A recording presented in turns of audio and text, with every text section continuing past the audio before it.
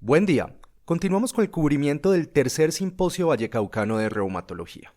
Estamos hoy con el doctor Miguel Mesa. Él es reumatólogo de la Universidad de Antioquia y es el reumatólogo actual de la Clínica del Rosario en Medellín. De una charla fenomenal el día de ayer en conjunto con la doctora Viviana Parra.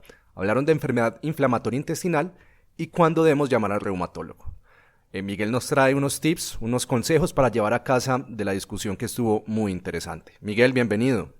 Sebas, muchas gracias por la invitación y muchas gracias a todas las personas que están escuchando este cubrimiento. Sí, digamos que para hacerlo muy claro, hay varias cosas que hay que tener en cuenta. La primera es que las manifestaciones extraintestinales de la enfermedad inflamatoria intestinal pueden incluso simular enfermedades sistémicas. Ese es el caso, por ejemplo, como las úlceras orales, la afección en encías, que pueden simular lupus, que pueden simular vasculitis y que pueden simular otras enfermedades. Entonces, recordar que las enfermedades reumatológicas pueden a veces confundirse con enfermedad inflamatoria intestinal. Lo segundo es que siempre debemos tener en cuenta que la enfermedad inflamatoria intestinal debe ser estudiada de forma completa, idealmente con un estudio colonoscópico con ileoscopia, porque la ileoscopia o el ilion es un punto que nos permite hacer diferencia con gran cantidad de enfermedades. Y adicionalmente a eso, tener en cuenta que los estudios endoscópicos pueden ser requeridos para el compromiso superior que se presenta, por ejemplo, con alguna frecuencia en la enfermedad de Crohn.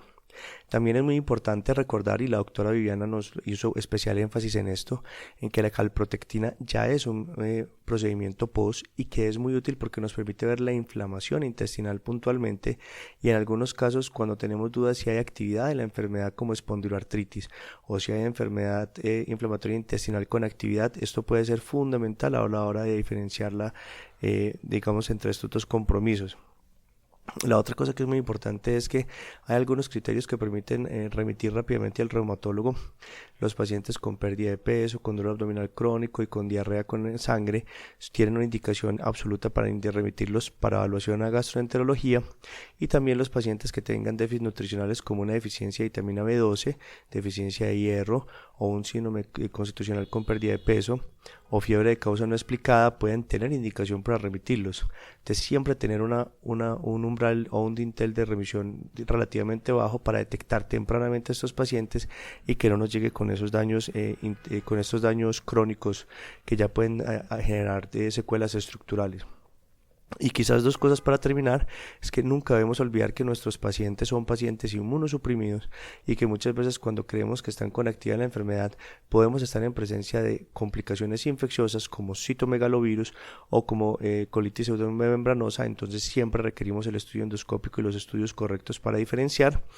Y finalmente recordar que a veces los mismos medicamentos que utilizamos para tratar estas enfermedades pueden ser causas de diagnósticos diferenciales como son los AINES, que con frecuencia pueden producir, en especial cuando tienen películas protectoras, úlceras a nivel ileal, úlceras circunferenciales, y se pueden confundir con enfermedad inflamatoria intestinal. Y finalmente que en algunos casos, algunos medicamentos para tratar, por ejemplo, la enfermedad inflamatoria intestinal como la sulfasalacina, puede producir lupus inducido por medicamento y nos puede confundir y nos puede llegar a generar ciertas dificultades. También pasa con los anti-TNF, pero en este caso siempre tendremos que tener en cuenta el balance costo-beneficio entre continuar el medicamento, cambiarlo por una terapia más local en el contexto de lo devastador que puede ser una enfermedad inflamatoria intestinal no controlada.